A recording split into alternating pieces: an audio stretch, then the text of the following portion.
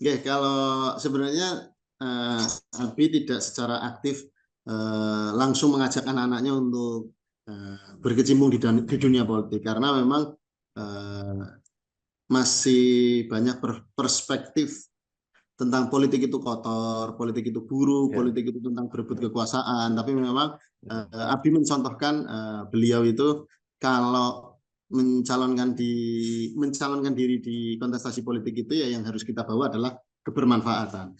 Hmm. Kalau kita cuma mau ngejar kursi itu ya akhirnya kita menghalalkan segala cara. Tapi kalau kita mau mengejar kebermanfaatan, akhirnya kita benar-benar kenal ketemu masyarakat, kita bertemu konstituen, kita tahu apa sih kebutuhan mereka. Ini sama halnya ketika Abi turun di DPR, akhirnya banyak aspirasi-aspirasi yang kita ikut kawal. Akhirnya saya tahu, oh ternyata cara menemukan masa atau kita berinteraksi dengan masyarakat itu ya dengan program-program yang ada di pemerintahan.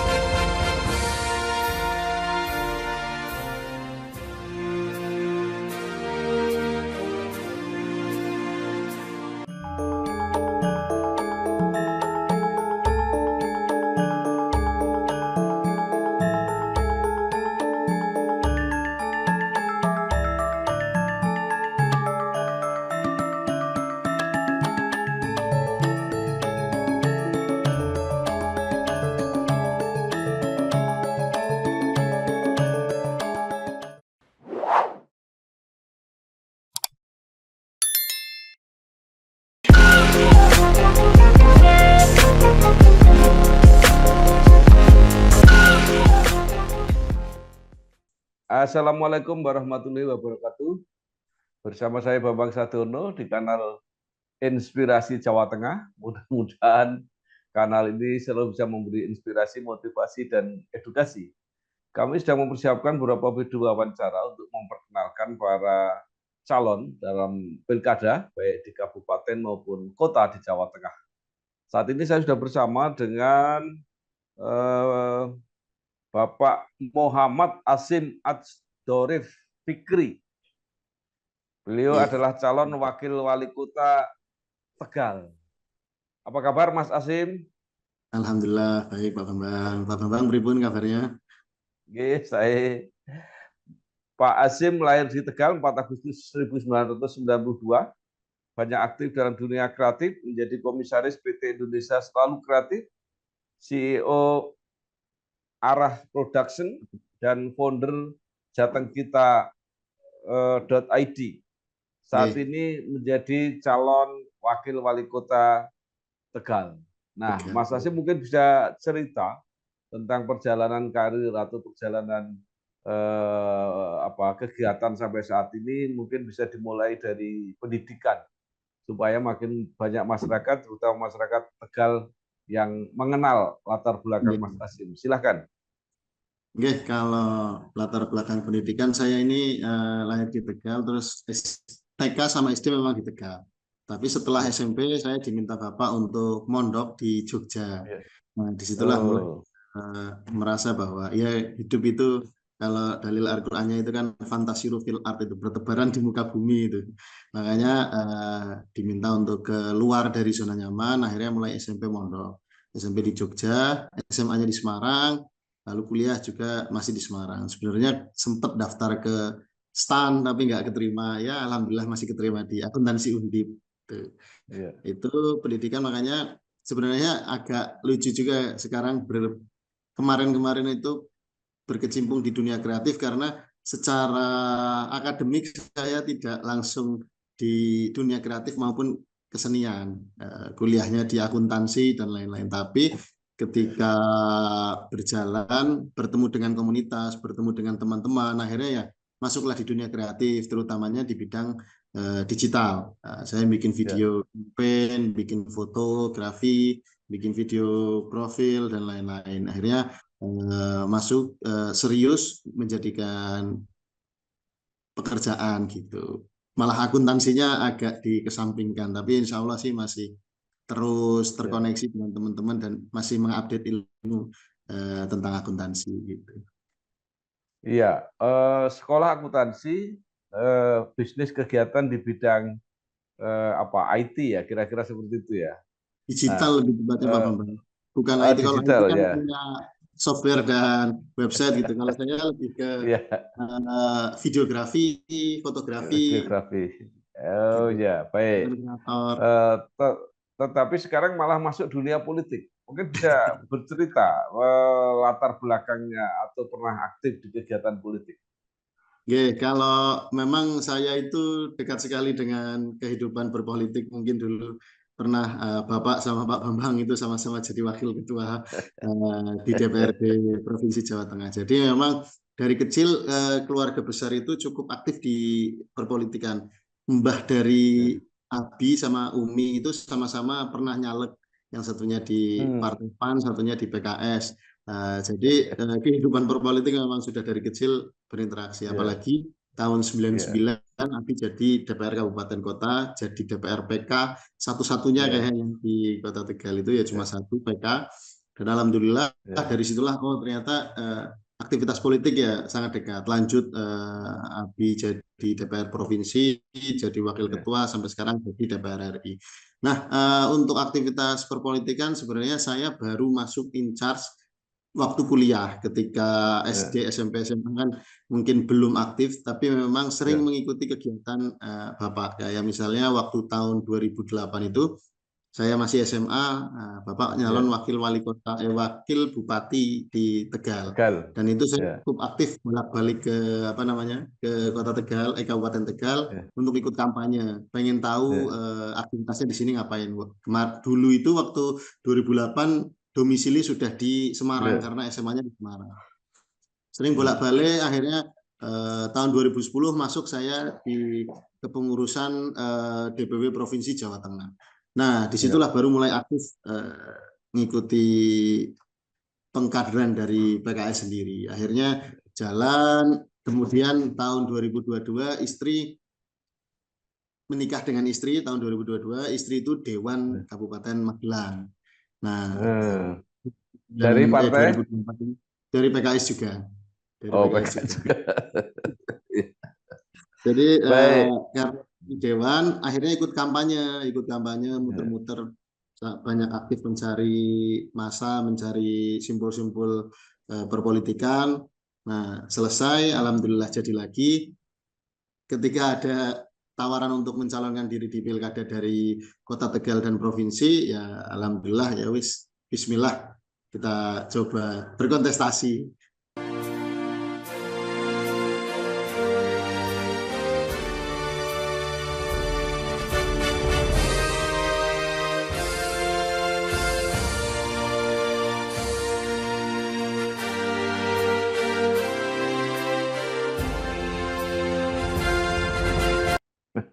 ya. Baik. Tadi disebutkan di keluarga yang jadi apa caleg PAN dan PKS. Kelihatannya ada juga yang dulu aktif di Golkar. Oke, wonten wonten keluarga yang aktif di Ya. Golkar, tapi Apa Eyang apa ya? oke, pernah Ya. di Golkar pernah.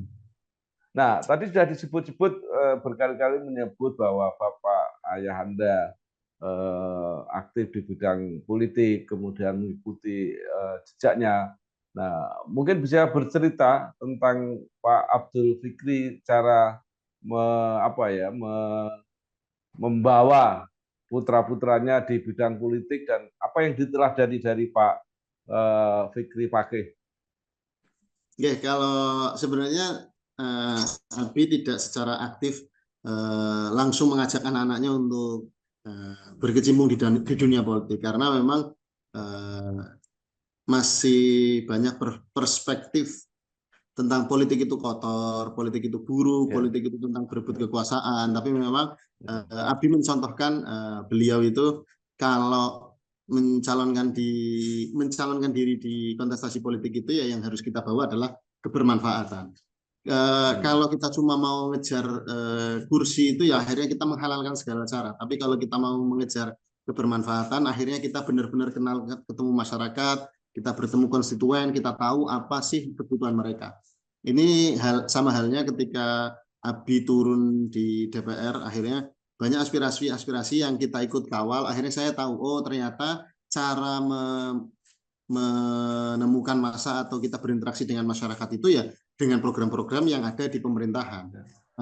Kita jadi dewan atau menjadi wakil rakyat itu menjadi ibaratnya galak untuk mengambil program-program yang langsung ketemu masyarakat. Kita tahu bahwa pemerintahan itu hanya sedikit orang untuk mengelola, misalnya kalau di Provinsi Jawa Tengah itu ada sekitar 30 sekian juta, kalau di Kota Tegal itu ada 200.000, sedangkan wali kota dan wakil wali kota itu cuma satu. Dinas-dinas itu ya tidak mungkin mereka turun langsung ketemu dengan masyarakat. Inilah yang mungkin akhirnya ada politisi-politisi yang mendengar menyerap aspirasi masyarakat sehingga ada program yang kira-kira belum maksimal potensinya itu bisa disalurkan kepada konstituen-konstituen yang benar-benar membutuhkan. Itulah mungkin yang akhirnya saya menjadi wakil rakyat itu bukan cuma kita masuk di perpolitikan lalu berebut kekuasaan, tapi memang kekuasaan yang sudah kita dapatkan itu digunakan untuk memberikan manfaat kepada masyarakat. Makanya tagline kalau di PKS itu kan bersama melayani masyarakat. Itu yang akhirnya menjadikan inspirasi saya. Oh iya, kalau memang kita pengen jadi sebaik-baik umat Nabi itu ya yang paling bermanfaat bagi orang lain. Dan salah satu jalan untuk bermanfaat kepada orang lain adalah masuk ke dunia perpolitikan. Iya, Mas Hasyim pernah menjadi caleg? Nah, kalau caleg saya belum memang. Belum. Kemarin sebenarnya saya diminta untuk mencalonkan diri di DPR provinsi, cuma karena istri juga mencalonkan diri, saya lebih support ke istri dulu biar nggak bertabrakan, apalagi aktivitas kalau nyalek dua-duanya. Anak masih kecil Pak Bambang, baru umur 1 tahun. Kalau bapak ibunya nyalek semuanya nanti tidak jadi kayak anak yang tidak diharapkan, kasihan ditinggal-tinggal.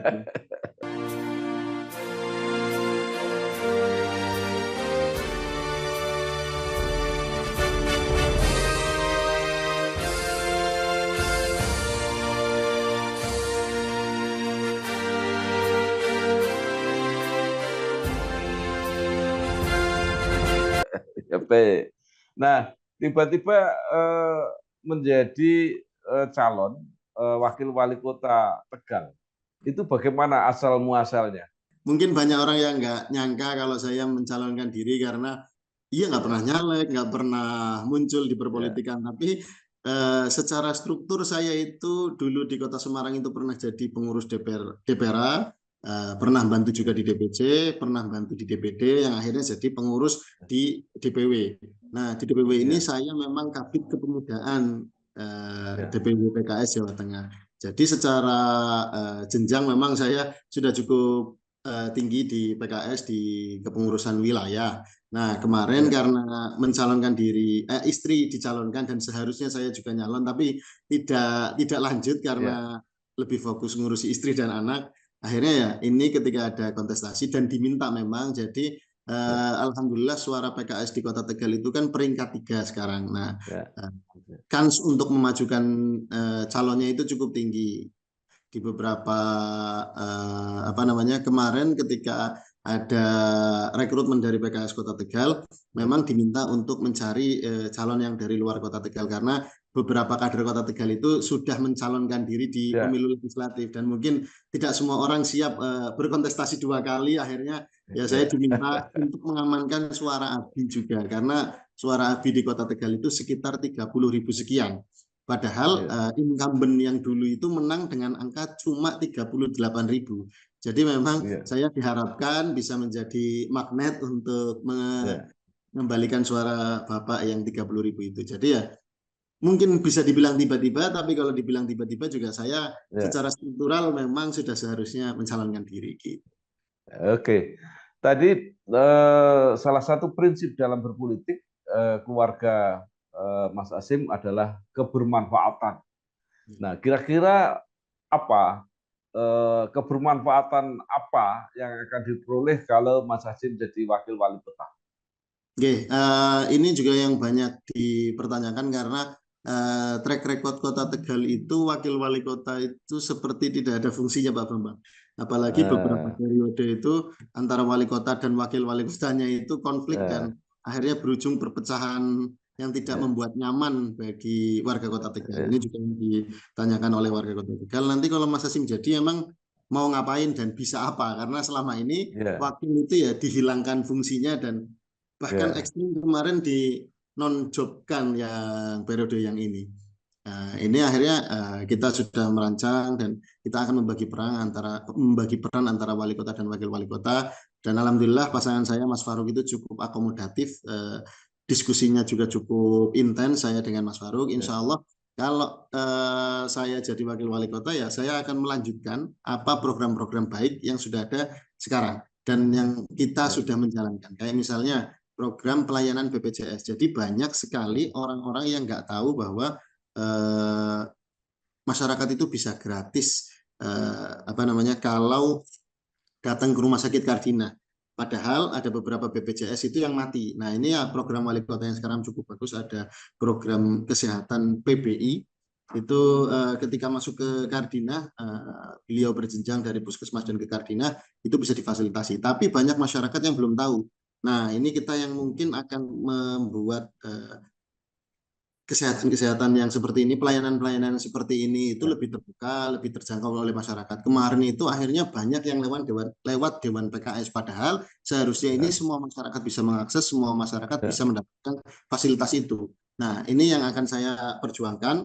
Bahkan akan kita lebih akselerasi. Saya dan Mas Faruk itu sudah berdiskusi. Kalau kemarin pelayanan kesehatan gratis itu cuma ada di Kardinah, kita pengen di semua rumah sakit swasta itu gratis untuk masyarakat Kota Tegal. Hmm. Karena kalau misalnya kita hanya berpatokan hanya di Kardinah, itu yang diuntungkan masyarakat Tegal Timur saja. Karena yang paling dekat dengan Kardinah itu kan Tegal Hmm. Timur. Masyarakat Tegal Selatan, masyarakat Tegal Barat, masyarakat Margadana itu ya akhirnya seperti teranak-tirikan. Kalau mau Ya. gratis itu harus ke rumah sakit yang jauh. Padahal ada rumah sakit yang dekat. Ini yang menjadi PR kita bersama. Apalagi ada satu kecamatan kayak di Margadana itu belum ada rumah sakit yang memadai. Ini yang Ya. bisa kita akselerasi supaya ada investor atau kita bisa memunculkan rumah sakit yang layak untuk masyarakat Kota Tegal. Itu salah satunya. Yang kedua Ya. adalah pendidikan. Kemarin-kemarin itu PKS itu sudah menyalurkan Ya. aspirasi program Indonesia Pintar. Ini program yang sangat dinanti sama masyarakat Kota Tegal karena ibu-ibu yang tidak mampu itu sangat terbantu walaupun cuma dapat setahun sekali setiap satu semester biasanya sih dapatnya semester baru Ya. itu mereka sangat senang karena untuk buat beli baju baru, buat beli sepatu Hmm. baru, buat beli alat-alat tulis baru itu sangat terbantu dengan bantuan PIP. Nah, PIP ini yang banyak orang tidak tahu itu cara mengaksesnya atau bahkan ada yang sudah dapat PIP dari sekolah tapi karena tidak tersosialisasi dengan baik, masyarakat Kota Tegal itu ada yang nggak tahu bahwa dianya itu dapat program PIP. Akhirnya uangnya Ya. ngendok di rekening dan tidak terpakai.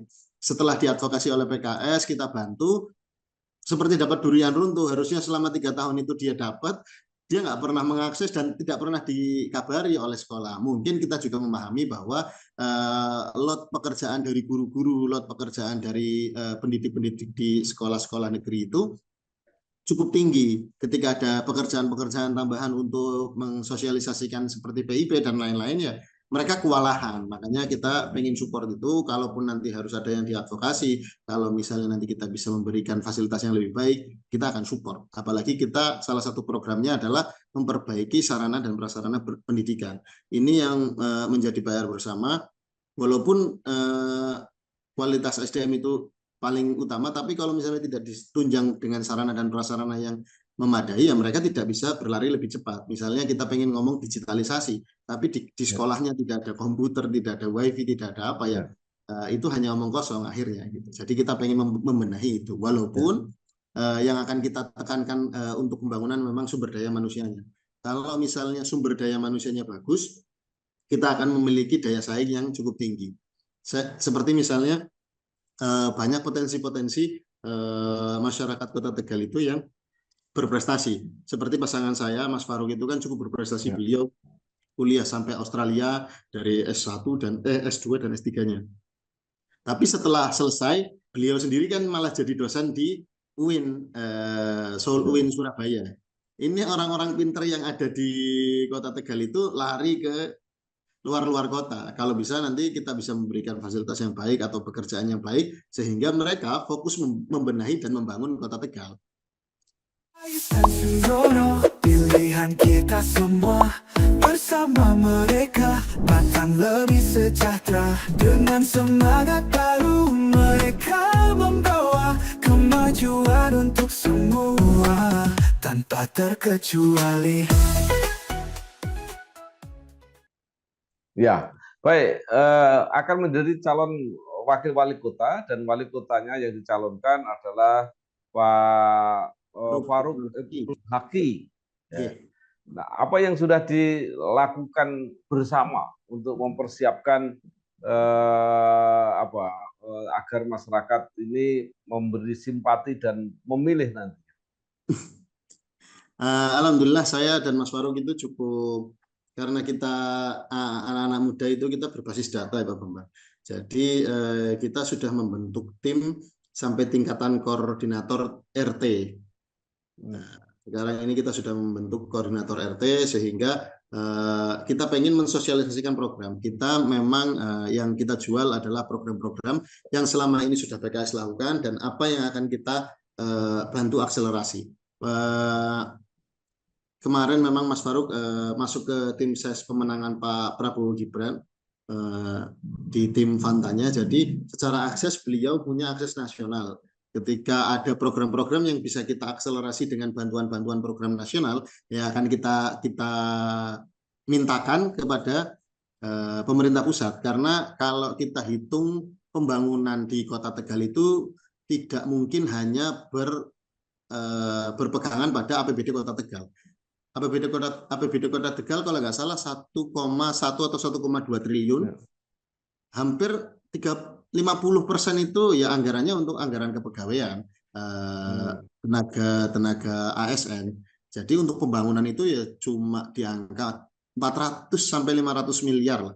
Ini yang kita rasa bahwa pembangunan ini jauh dari kata cukup. Makanya kita akan mengakselerasi program-program yang kita bisa perbantukan dengan program nasional atau program provinsi, sehingga ketika ada program-program yang bisa kita titipkan ke provinsi, misalnya pembangunan jalan provinsi atau pembangunan apa yang lewat provinsi atau kegiatan-kegiatan yang bisa kita akselerasi lewat pusat, ya kita bisa cantolkan ke pusat. Pun ketika ada program pusat yang turun di Kota Tegal itu juga membantu capaian-capaian dari pemerintah pusat juga. Jadi kita akan sinkronisasi, bersinergi dengan pemerintah provinsi maupun pemerintah pusat. Kalau misalnya untuk pemenangan, insya Allah sih kita masih yakin sampai saat ini pasangan kita pasangan yang cukup dekat dengan masyarakat. Ya, pasangan ini didukung oleh koalisi yang cukup besar oleh Partai Golkar, PKS, Nasdem, Hanura, PSI, dan Partai Prima. Seberapa untuk menggambarkan seberapa kuat dukungan ini, persentase kursi di DPRD-nya sampai berapa? Kalau koalisi ini total berarti yang ada kursinya itu 12 Pak Bambang. Golkar 7, PKS 5. Yang sisanya partai pendukung non-parlemen. Tapi secara total suara, digabung suara PSI, digabung suara Hanura, digabung suara Partai Prima dan Partai Nasdem, kita memiliki suara sekitar 61.000 atau 62.000. Kalau yang terdaftar di KPU itu 60.000 karena Hanura tidak memberikan rekomendasi pusat, hanya rekomendasi kabupaten dan provinsi. Partai Prima pun demikian, hanya rekomendasi dari kota. Tapi insya Allah kita mendapatkan dukungan yang luar biasa. Kalau secara hitung-hitungan matematis, kita memang yang paling tinggi secara kursi. Jadi paslon kita itu 12 kursi. Paslon sebelah itu di bawah kita itu 11 kursi, yang hanya cuma 7 kursi. Jadi insya Allah kita pasangan dengan total suara terbanyak dan total kursi terbanyak, insya Allah. Ya. Hari ini tentang kita warga Cilacap, tua muda semua gembira, sambut gembira. Farroji, mari sambut gembira, menangkan SPW Farroji. Serasi untuk Cilacap sejahtera, Cilacap bercahaya. Ayo menangkan SPW Farroji, ditolak kita semua. SPW Farroji, ya semua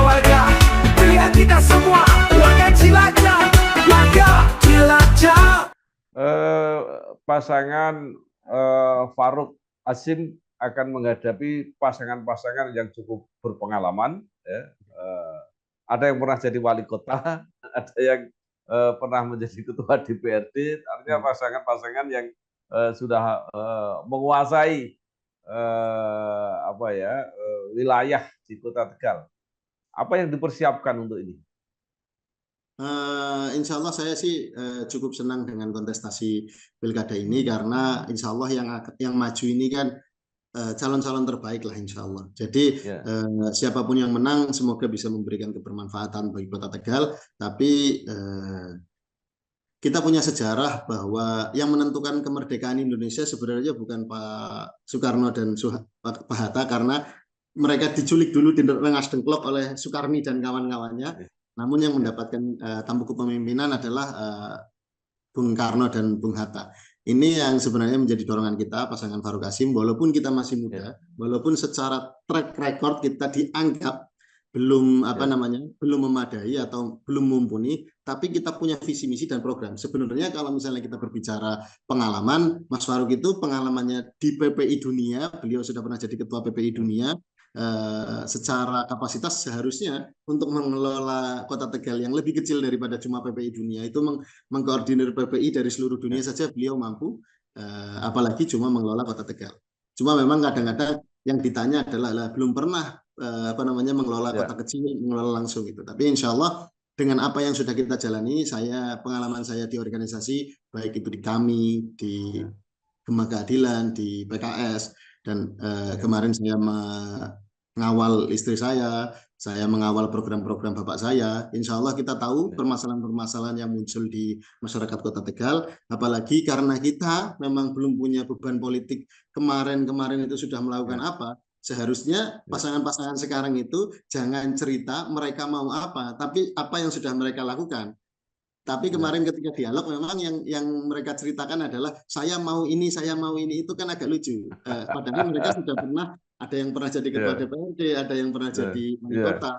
Malah berceritanya mau. Harusnya mereka cerita apa yang sudah mereka lakukan dan selama ini evaluasinya seperti apa. Kalau misalnya kita yang belum pernah, itu kan kita mau. Walaupun kita punya track record yang cukup bagus. Kayak misalnya program Indonesia Pintar dan KIP Kuliah. Itu PKS itu sudah banyak menyalurkan itu 17.000 setiap tahunnya, dan kita mengadvokasi masyarakat yang membutuhkan. Kalau beberapa calon itu pengen ada kuliah gratis, PKS itu sudah membawa KIP Kuliah di Kota Tegal itu sekitar 1.500 penerima manfaat KIP Kuliah. Mereka benar-benar kuliah gratis, walaupun ini program pusat. Kalau ditanya, nah itu kan program pusat, bukan program PKS. Betul, program pusat, tapi itu adalah program pusat, karena semua program itu kan sebenarnya milik kementerian, milik pemerintah pusat. DPR itu menyalurkan aspirasinya, membantu untuk menyalurkan program yang selama ini kadang-kadang tidak tersalurkan dengan maksimal. Nah, kita di PKS itu, terutama saya juga ikut mengawal, itu memang mengawal program-program ini benar-benar masuk ke masyarakat. Kita bahkan mengadakan seleksi sendiri. Kalau KIP Kuliah yang jalur reguler itu kan mereka hanya apply, lalu nanti disurvei sama pemerintah, tim surveyor. Kalau kita memastikan sendiri, mereka datang, mereka wawancara, evaluasinya kenapa, mereka sesungguhnya tidak sanggup itu karena apa tidak mampu atau apa, karena mereka harus menyertakan surat keterangan tidak mampu. Jadi kita benar-benar tahu yang akan kita berikan itu benar-benar orang yang membutuhkan. Nah, kita tidak pernah cerita bahwa kita akan memberikan sekolah gratis dan apa, tapi kita sudah pernah memberikan contoh bahwa kalau kita sinergi antara program kota, program provinsi, dan program pemerintah pusat, itu bisa tersalurkan dengan baik. Seperti halnya kayak ini masih banyak orang-orang yang belum tahu tentang prakerja. Padahal program itu bisa diikuti dari anak 17 tahun yang punya KTP sampai anak orang tua yang berumur 60 tahun plus. Itu bisa difasilitasi sebenarnya. Tapi banyak orang yang tidak tahu dan tidak mengerti. Kemarin ketika saya turun ke masyarakat, mereka minta, Mas, orang-orang tua yang sudah uzur itu pengen dikasih pelatihan, dikasih program. Tapi kita nggak pernah dapat tuh fasilitas itu. Loh, ibu bapak pernah dengar prakerja? Belum lah. Ini kadang-kadang banyak program-program pemerintah pusat yang belum tersosialisasi. Dengan adanya sinergi antara pemerintah kota, pemerintah provinsi, dan pemerintah pusat, harusnya program-program kepada masyarakat. Dan insya Allah nanti ketika pasangan Farouk Azim Allah takdirkan untuk menang, ya kita akan bersinergi itu. Tidak ada lagi program cuma daerah, tapi kita ingin apa yang ada menjadi keunggulan pemerintah program-program kita akan maksimalkan turun ke masyarakat. Kalau ada program provinsi yang bisa bagus untuk masyarakat, ya kita turunkan ke masyarakat gitu.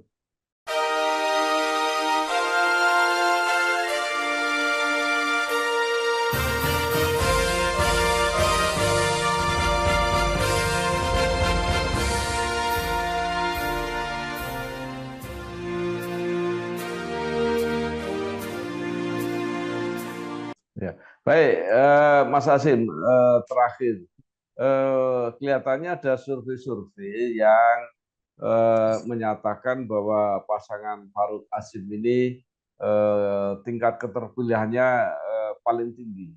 Nah, apa yang ingin dikomentari Mas Azim tentang ini? Ya, itu cukup angin segar bagi kita, tapi kita masih terus melakukan sosialisasi karena memang mungkin keterpilihan tinggi itu memang karena kita tidak punya catatan gelap sebelumnya, karena kita memang belum pernah memimpin, dan kita berharap masyarakat itu benar-benar kenal dengan kita. Karena saya ini baru tadi saya ngobrol sama Pak Bambang saja untuk ngatur jadwal cuma Zoom aja. Saya yang ini nggak bisa, saya yang ini nggak bisa karena memang kita masih ketemu muter-muter sama masyarakat, karena masyarakat mungkin butuh gaya baru dan harapan baru gitu. Mungkin ada beberapa orang yang sudah tidak percaya dengan gaya lama, pengen nyoba gaya baru, dan semoga kita bisa memberikan jawaban itu. Dan saya cukup apresiasi dengan hasil survei itu, karena berarti masyarakat Kota Tegal menginginkan pemimpin yang lebih muda lah bahasanya gitu, lebih siap untuk bekerja, lebih punya gagasan, karena yang kita bawa itu gagasan, tidak lagi biasanya kalau di pilkada atau pileg itu kan nunggu wangsit Pak Bambang, uang disit. Tapi insya kalau misalnya kita akan mengedepankan program-program apa yang akan digaungkan. Kayak misalnya salah satu program unggulan kita adalah itu tadi, rumah sakit gratis untuk masyarakat Kota Tegal asal mau kelasnya kelas 3, karena selama 1 tahun berjalan evaluasi dari laporan-laporan keuangan pemerintahan, sebenarnya kita mampu untuk memfasilitasi BPJS kelas 3 seluruh masyarakat Kota Tegal yang membutuhkan. Jadi kalau dia mau kelas 3, ya insya Allah kita bisa bantu support. Kalau nggak salah, anggaran untuk BPJS kelas 3 di tahun 2023 atau 2022 itu sekitar 31 miliar. Dan insya Allah kita bisa itu mengalokasikan itu supaya tidak lagi pusing orang-orang, ya wis lah, yang penting bawa KTP, bahwa mereka mengaku warga Kota Tegal dan ada ditunjukkan dengan KTP, kita bisa fasilitasi. Karena secara postur anggaran sebenarnya kita siap. Terus misalnya kita juga kemarin kita punya program seragam gratis. Nah, dari seragam gratis ini kita sudah menghitung bahwa SD, SMP, baik negeri maupun swasta itu total siswanya berapa, kita punya anggaran dan kita siap untuk mengalokasikan itu gitu. Mungkin nanti yang eksekusi di lapangannya yang harus kita sesuaikan, karena nanti mau ada pengadaannya atau baik bentuknya uang bantuan. Baik, terima kasih sekali Bapak atau Mas Muhammad Azim Dorif Fikri, calon wakil wali kota Tegal. Mudah-mudahan perjuangan dan perjalanan lancar, dan kalau berhasil pasangan Farouk Azim ini benar-benar bermanfaat untuk masyarakat Kota Tegal. Sekali lagi selamat berjuang, sukses. Wassalamualaikum warahmatullahi wabarakatuh.